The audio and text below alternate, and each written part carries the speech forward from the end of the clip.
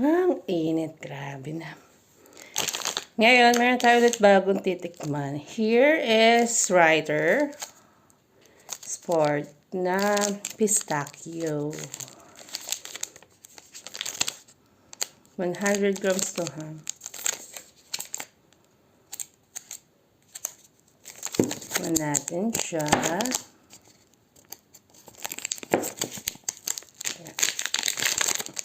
Ganito yung tsura niya. Pag binuksan natin.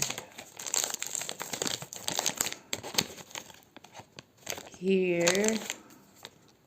Tran. Then, pag pinutol mo siya,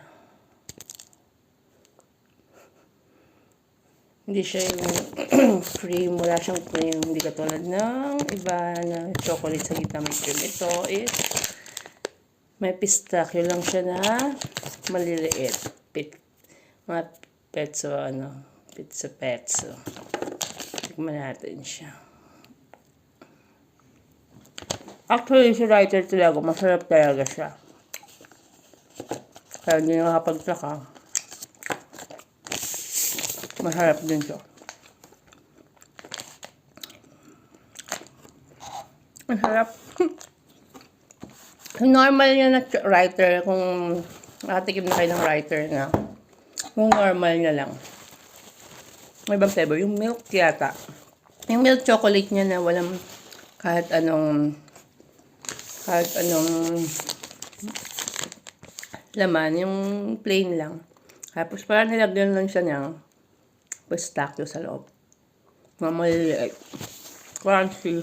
Yung pistachio. Masarap siya.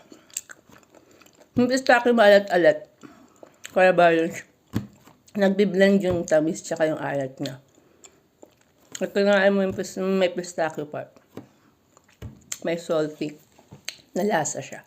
Kaya nagbiblend yung alat tsaka yung tamis. Kaya gusto ko siya.